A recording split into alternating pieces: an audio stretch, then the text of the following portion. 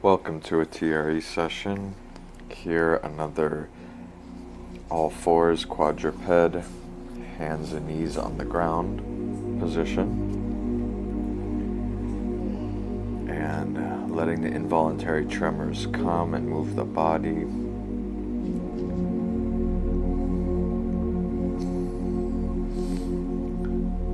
So like the last video I was talking about,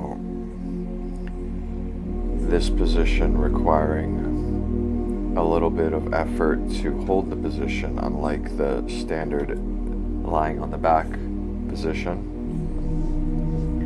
And so in my view, it makes this somewhat more advanced. Not too advanced, but it simply requires you to be able to access involuntary tremors and be past the stage where you're forcing, if that happens at all for you. Some people get right into this practice. Some have quite a challenge with being overly involved and forcing movement. And again, if you have any question about that, or if that's a challenging point for you, that's a very crucial stage to get through in this practice. I recommend you book a session with me so we can get you through that period of your practice. And once you feel confident and competent in being able to involuntarily tremor, then the practice really opens up for us. And it's much more attractive and appealing to tremor often, tremor perhaps every day, and make it a part of our way of life, integrate it fully. Tremoring teaches us how to exist in that layer of the nervous system, that layer of vulnerability, that layer of access to sensation in our body, rather than the psychological interpretation of life, the embodied way of life. Tremoring teaches us that, and so the importance of integrating this practice into life is that it's not simply a tool we do.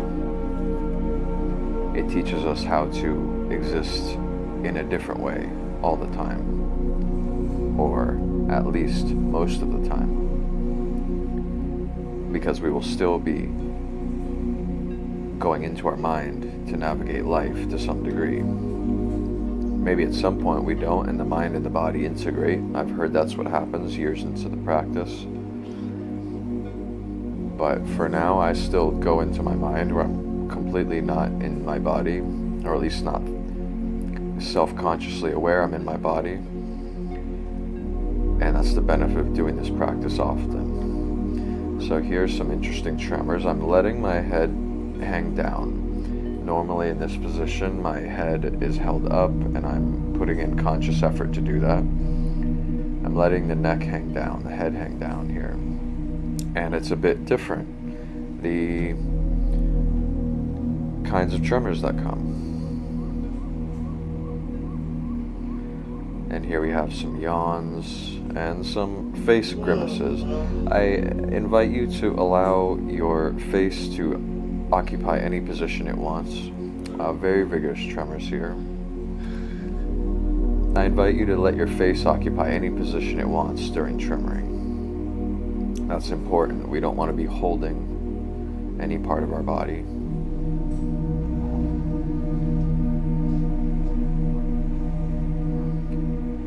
So here you can see me putting my knees a bit further back. These are minor kind of adjustments that you can do in any position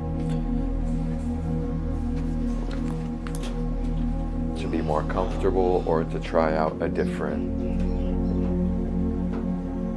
position just for the sake of it, for its own sake.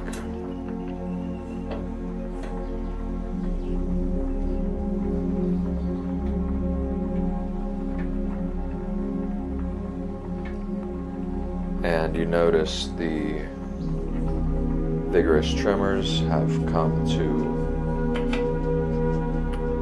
lessen a lot, And here I am resting.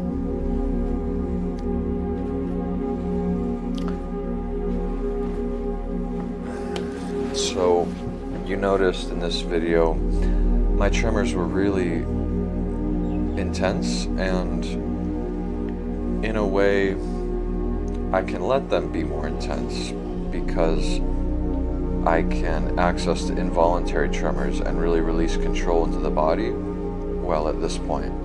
In the beginning, I had vigorous tremoring, and I was still inhibiting myself a bit.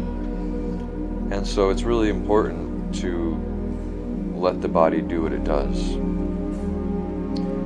And if you're having very vigorous tremors in the beginning stages of your practice,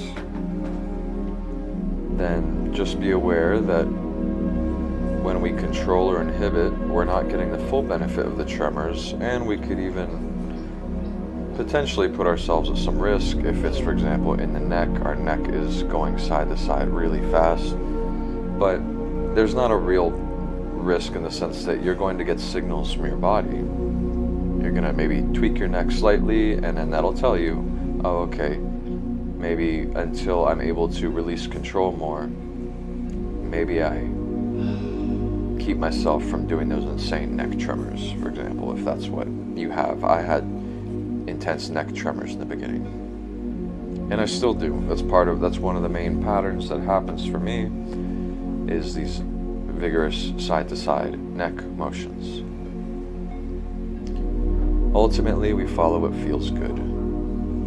It feels good in our nervous system, and we can live life like that also.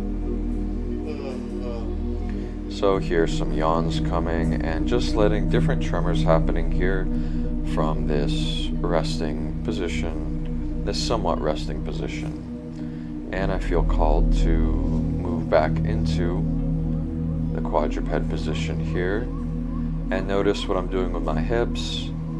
The body just wants to do it. So we always allow ourselves to be free in our movement, in our expression, in our positions. Not just have specific categories of movements pre-planned in our mind, though there is some usefulness to that too, to have categories of positions.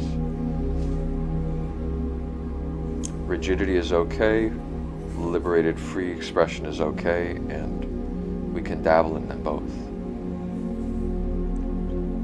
But we tend to already live rigid lives and be dominated by the mind, which lives in categories rather than free expression, and so it tends to be best for us modern humans to bias the free expression more, because that brings us more into balance and it's healthy.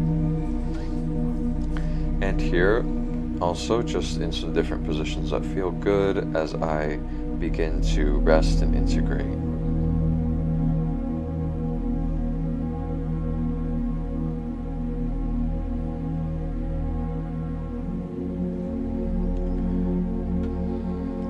Okay, that's it for today. Wishing you all really well in your practice, and see you next time. Bye.